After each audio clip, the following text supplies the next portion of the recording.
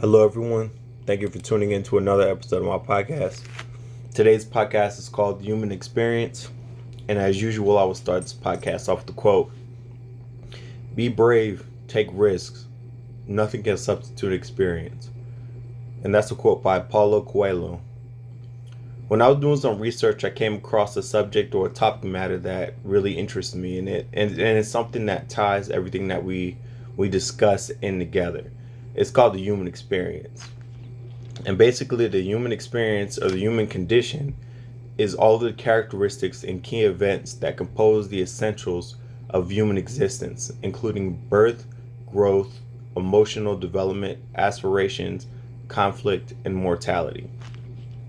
So basically, this is a way of saying that everything is related. Nothing is isolated. How I talk about, life being a giant web, and in that web, everything is everything. Like somehow, some way, you can draw a correlation between this event and that event, and how that event, even though it happened early in your development, has an effect or impact on this event over here later on down the road.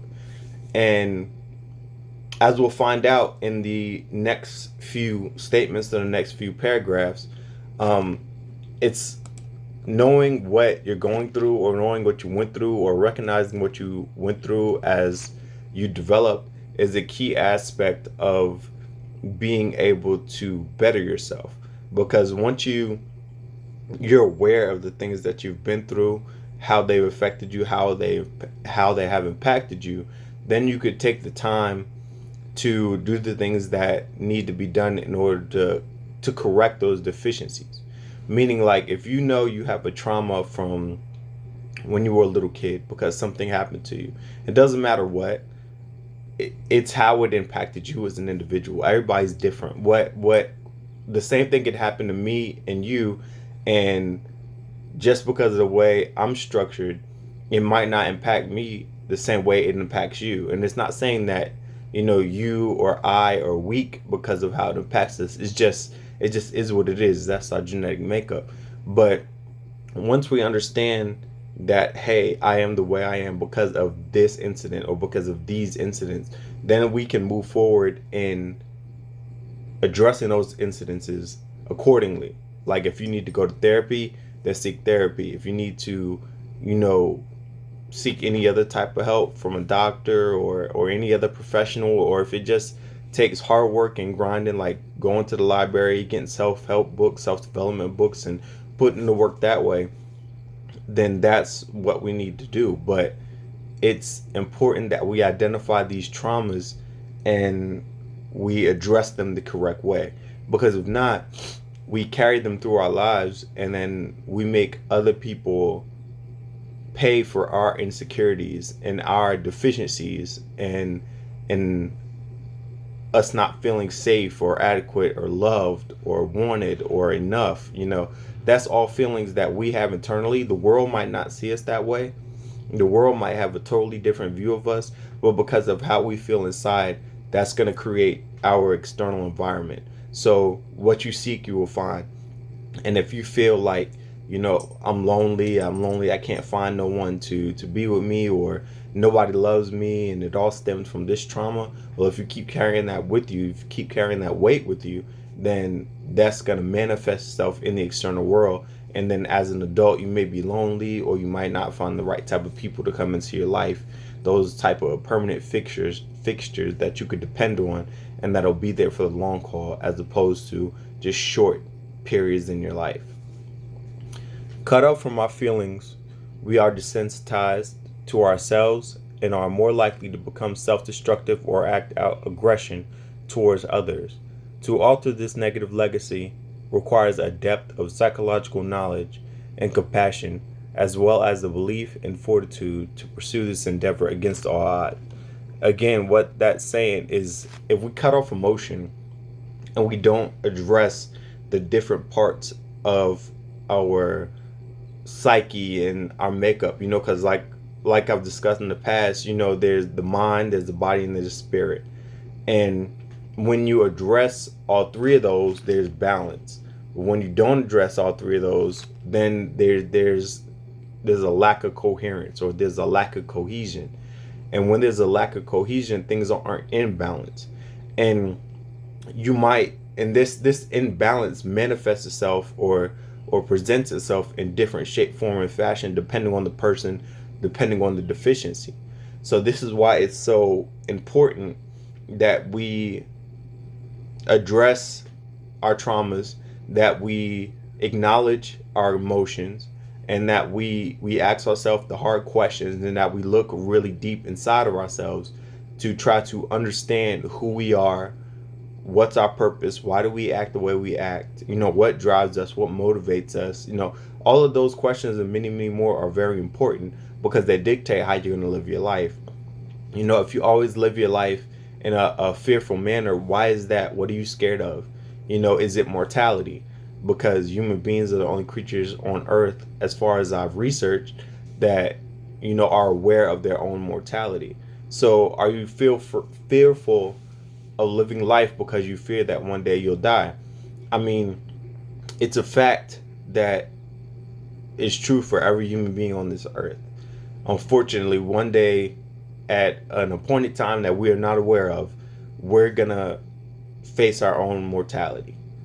And whether it's premature or we lived a good long life, like, it just is what it is. That's the way that it is. Everything has an expiration date. Everything has an expiration date. I don't care what it is. Everything expires. I don't care how long it takes. It expires. So there's no need in being fearful in the fact of your mortality, because it's a destination that we're all going to have to reach at some point in time. So you want to live your life regardless of that fear lingering over you, which will render you incapable of doing the things that may bring true joy to your life. Same thing with public speaking, which is one of the biggest fears, in America, is public speaking. People are scared to get up in front of other people and have them formulate opinions and ideas about them based on how they talk, how they speak, the information they present, and a host of other things. I mean, it's not that bad getting up and speaking in front of people. When the first time I did it, I was really nervous. My voice did crack. I was everywhere.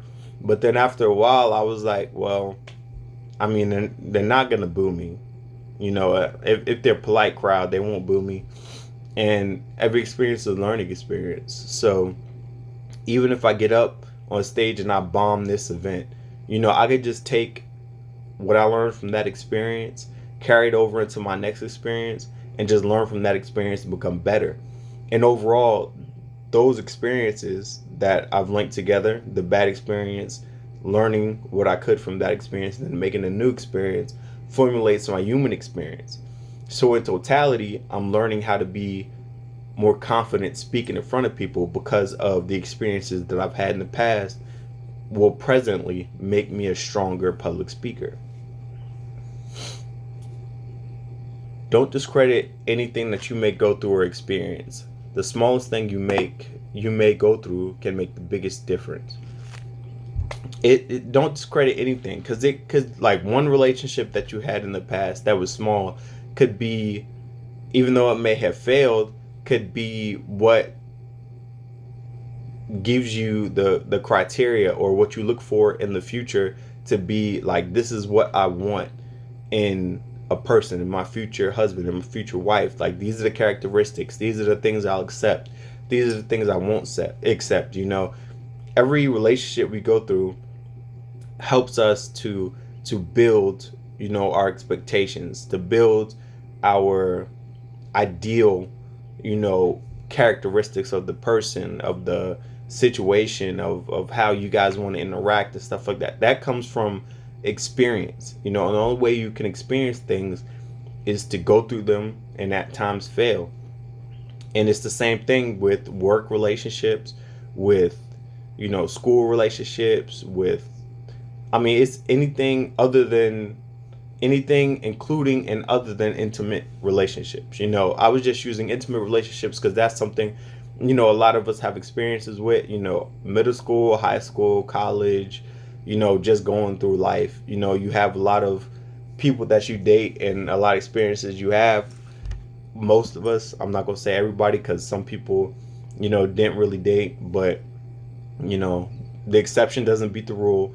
But you got to get out there to learn, people. You got to get out there to experience different types of energy, different types of people, places, things. And that's with everything, with food, with books, with learning styles, with careers. Like, you got to get out there and you got to experience things.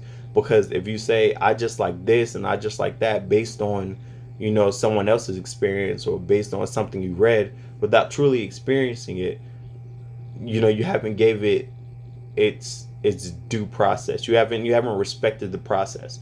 And we got to respect the process, because in that process is how we are created. It's how we are forged into this steel persona, this steel characteristics that will help us to be stronger individuals later on in the future. But we have to go through those failures. We have to go through those experiences early on in life, so that later in life we could develop what we need: the mindset, the characteristics, the emotional fortitude, the control that we'll have over our internal environment to then affect our external situation. So knowing this is the key to achieving change. Once you understand that, hey, I gotta really take a deep dive into my person, a deep dive into who I am. Why am I the way that I am? Why do I like this but not that? What ideals that my parents passed down to me that I cherish so dearly, that they formed who I am as a person. Do I want to pass these ideals down to my children? How will it affect them? What do I want to do differently? All of these questions and many, many more are things that we need to ask ourselves, because in answering those questions, we now break that cycle that may have formed for generations and generations, where great grandma taught this to grandma taught this to mom taught this to me, I'm going to teach it, and it just keeps rolling downhill. And sometimes we have like generational burdens that we carry that we don't even know we carry, and it affects our lives in the same way it affected the generations before us. And it may be positive and it may be negative, but it's a burden nonetheless. And being aware of those types of things help us to guide our lives in a way that we want to guide our lives, as opposed to just being pushed around by decisions other people have made. We take the reins of our own life, and we are in charge of the direction that we want to travel, as opposed to being like, hey, my mother smoked, my grandmother smoked, my great grandmother smoked, so I smoke. My father drunk, my great grandfather drunk, my great great grandfather drunk, so now I drink. Being aware of these deficiencies, or these characteristics of generations before us, help us to differentiate between who we want to be and what other people have, I don't want to say forced us to be, because everything is a choice. You have a choice to follow that lifestyle, but the characteristics or situations that our history might try to instill in us, if we take a lackadaisical approach and we're not aware of our surroundings. While creating this podcast, I also started to think about something I learned in psychology class.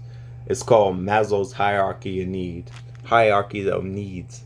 And I'm sure you've heard about this probably a long time ago in school, somehow, somewhere they talk about it.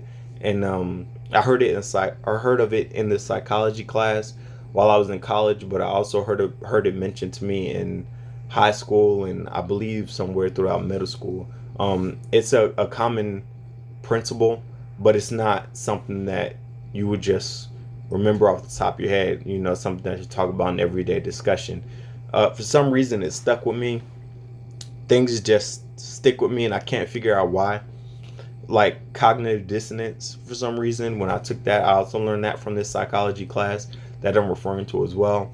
I'm not sure why cognitive dissonance made such an impression in my mind, but it really has, and it explains a lot of things that we see today. But again, I digress. We're talking about Maslow's hierarchy of needs and how it applies to this podcast. So again, people are affected. Let's start fresh. Maslow's hierarchy of need is a triangle. And the triangle goes from big to small. So the bottom piece of the triangle is the biggest. It gets smaller, smaller, smaller, and then it goes up to the top where it's just a point.